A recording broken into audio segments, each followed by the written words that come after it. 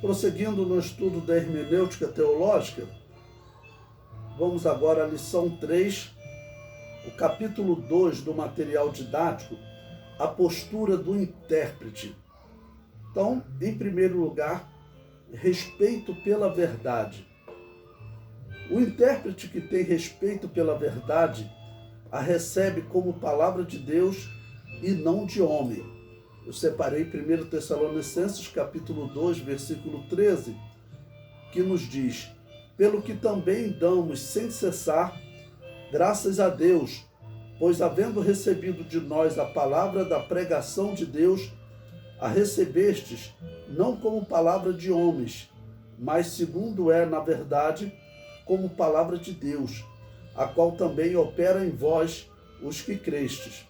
Então, esse princípio é fundamental. Nós estamos estudando regras de interpretação, mas nós sabemos que a palavra de Deus vai mais do que vai além das regras de interpretação. Nós precisamos ser iluminados por Deus. Qual regra de interpretação José usaria para poder interpretar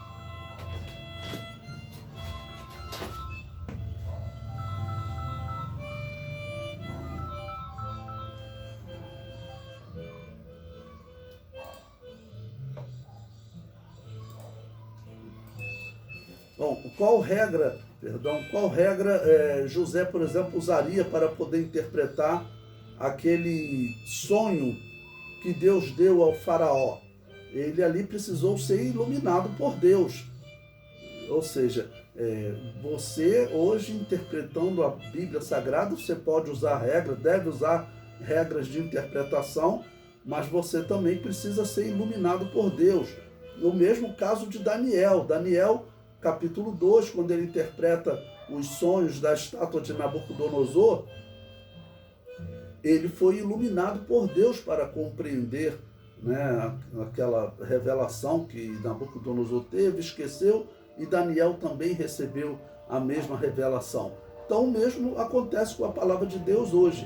Existem questões, principalmente no Apocalipse, de escatologia, relacionada ao futuro, nós usamos o contexto, mas nós precisamos sempre da iluminação de Deus para nós podermos interpretar. Um bom exemplo é o sinal que a Bíblia diz que o anticristo vai colocar nos homens. Usando o contexto, nós observamos no livro de Deuteronômio, quando Deus fez aquele pronunciamento máximo sobre o monoteísmo: ouve, ó Israel, e Yahvé, nosso Elohim, é um, e Yahvé, ou seja, é um, falando do monoteísmo, e Deus diz que eles devem levar isso como sinal na mão e na testa. Então, pelo contexto, nós interpretamos que o sinal que o anticristo colocará vai ser alguma coisa para quebrar o monoteísmo, então para poder estabelecer um politeísmo em Israel. O sinal do anticristo tem esse alvo. Então nós estamos olhando para o contexto, esse contexto nos ajuda a entender. Porém, esse caso não é definitivo, está falando do futuro, essa é uma possibilidade. E nós precisamos realmente da iluminação de Deus para poder compreender todo esse tema. O comentário do material didático prossegue. Isaías diz que o respeito pela verdade causa tremor no homem que ouve a palavra de Deus. Isaías 66, versículo 2. Porque a minha mão fez todas estas coisas, e todas estas coisas foram feitas, diz Yahvé. Mas eis para quem olharei, para o pobre e abatido de espírito, e que treme diante da minha palavra. É claro que aqui Deus está, a sua palavra, como ele falava para o profeta, e o profeta transmitia para o povo. O profeta transmitia a palavra de Deus. Aquela palavra, ela foi colocada num texto que é a Bíblia Sagrada. Então, aqui nós podemos aplicar, em termos de postura do intérprete, nós devemos tremer diante da palavra de Deus.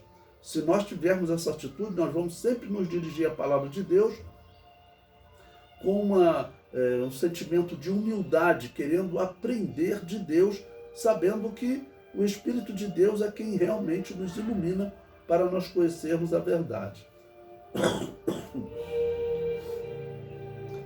O material didático prossegue. Daniel manifestou esse tremor diante da verdade. Em Daniel capítulo 10, versículo 11, está escrito: E me disse, Daniel, homem muito desejado, está atento às palavras que te vou dizer e levanta-te sobre os teus pés, porque eis que te sou enviado.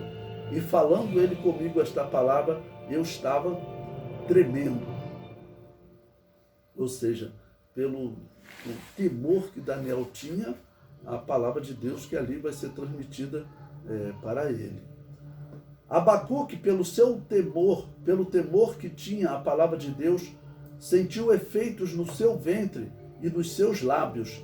Abacuque capítulo 3, versículo 16. Ouvindo eu, o meu ventre se comoveu, a sua voz tremeram os meus lábios. Entrou na podridão nos meus ossos, e estremeci dentro de mim. Descanse eu no dia da angústia, quando ele vier contra o povo que nos destruirá. Então, ele ouvindo o anúncio da palavra de Deus, ele diz que o seu ventre se comoveu. O resultado de respeitar a verdade de Deus é que o intérprete tem os seus olhos abertos. No Salmo 119, versículo 18, diz: desvenda os meus olhos para que veja as maravilhas da tua lei. Então ali ele pede para Deus como que tirar a venda dos olhos. O profeta Isaías diz que um dia Deus tirará o véu dos olhos das nações. É uma profecia sobre a batalha do Armagedon, um momento em que Jesus Cristo vence o anticristo, e aqueles que estavam sendo enganados pelo anticristo, Jesus vai abrir os seus olhos, vai tirar o véu dos seus olhos, ou vai desvendar os seus olhos, tirar um véu que cobre os olhos. O comentário prossegue. Como sabemos que as Escrituras são de inspiração divina e nossa mente é limitada, precisamos de atenção especial na hora de adotarmos essa ou aquela posição doutrinária. Ou seja, quando nós observamos, vamos interpretar ou ouvir uma interpretação de uma doutrina da Bíblia, não importa de quem vem essa interpretação. Eu preciso ter em mente que eu devo seguir a verdade divina, o plano de Deus, não aquilo que eu pessoalmente considero ser bom, nada disso. Eu devo seguir o que Deus colocou na sua palavra. O respeito pela verdade impede que o intérprete acrescente ou retire a mensagem do texto, ou faça aquelas invenções que as pessoas às vezes fazem em relação a um texto da Bíblia, né? Quer dizer, se nós temos respeito pela verdade, tem exemplos como a Bíblia diz o seguinte: Jesus Cristo falou, tem de bom ânimo, eu venci o mundo. O texto bíblico, ele para aí, mas talvez alguém, algum dia, inocente, acrescentou, e vós vencereis. E as pessoas passaram a repetir isso, né? Tem de bom ânimo, eu venci o mundo e vós vencereis. Tem de bom ânimo, eu venci o mundo e vós vencereis.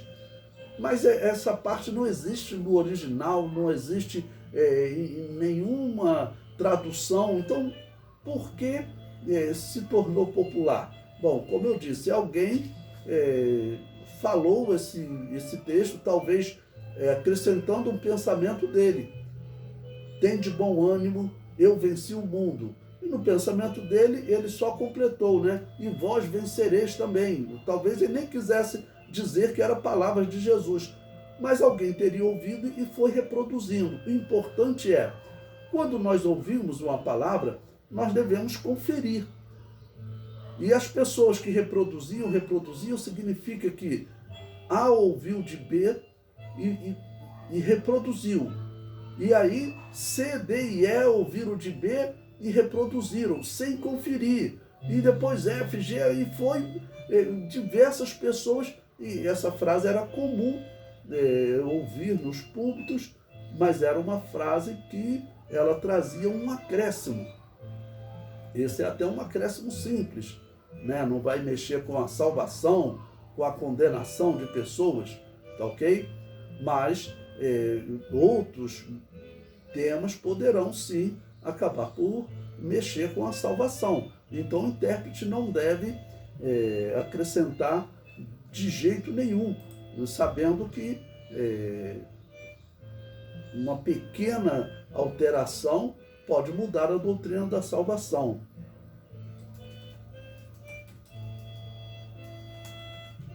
Prosseguindo, o texto diz: o intérprete que não respeita a verdade acaba por torcer a palavra de Deus, causando a sua condenação. Então nós temos na história muitas pessoas que eles perverteram a palavra de Deus, mudaram a palavra de Deus. A interpretação corrente era uma. A palavra de Deus dizia X, e eles pegaram, foram lá e alteraram a bel prazer deles. Isso aconteceu com a Igreja Católica, isso aconteceu com as igrejas reformadas. Um exemplo é o batismo infantil, que a Igreja Católica e as igrejas reformadas praticam, né? O batismo infantil, toda a história indica que a igreja cristã nunca praticou o batismo infantil.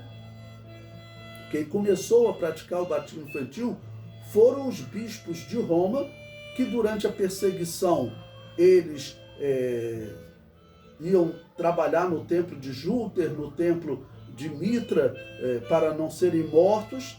Essas perseguições começaram no ano 90 e foram até o ano 312. Teve períodos que elas foram mais fortes, em outros momentos que o Império Romano não perseguia. Mas sempre quando a perseguição ficava forte, tinha sempre aqueles bispos que negavam a fé de Jesus e aceitavam trabalhar no templo de Júpiter, ou seja, virava espírita, já que o culto a Júpiter, a Mitra, que eram os deuses romanos, eles tinham possessão demoníaca. E são esses bispos que vão adotar ali próximo do ano 250, na igreja de Roma, esses bispos pagãos, eles adotam o batismo infantil, que era uma substituição dos rituais pagãos, que tanto Júpiter quanto Mitra tinha consagração de crianças. E eles então começaram a colocar também na igreja que estava em Roma, que depois vai gerar a Igreja Católica. Mas a Bíblia Sagrada ela é clara em dizer que a pessoa tem que reconhecer os seus pecados, confessar os seus pecados. Então esse aí é um dos exemplos. Hoje eu fico preocupado que a Assembleia de Deus está correndo o risco de começar a batizar crianças, porque a Assembleia de Deus está se aproximando das igrejas reformadas e está se aproximando até da Igreja Católica, né? E isso vai levar a igreja a desviar-se, né, da verdadeira doutrina. Para concluir, segundo Pedro 3,16, que o apóstolo diz: falando disto, como em todas as suas epístolas, entre as quais há pontos difíceis de entender, que os indoutos e inconstantes torcem igualmente as outras escrituras para a sua própria perdição. Então o apóstolo Pedro, citando que o apóstolo Paulo escrevia e tinham pontos de difícil interpretação nos seus escritos. E ele diz aqui que alguns acabavam por torcer esses textos, né, para a sua própria perdição, ou seja, uma interpretação errada de uma doutrina fundamental para a fé vai levar sim o homem à condenação. Então, como eu disse lá na introdução à hermenêutica, você errar na interpretação de um filme, na interpretação de uma peça de teatro, isso não terá consequência nenhuma. Mas você errar na interpretação das Escrituras, pode ter a consequência, dependendo da doutrina, é claro, né? Pode ter como consequência você passar a eternidade no inferno.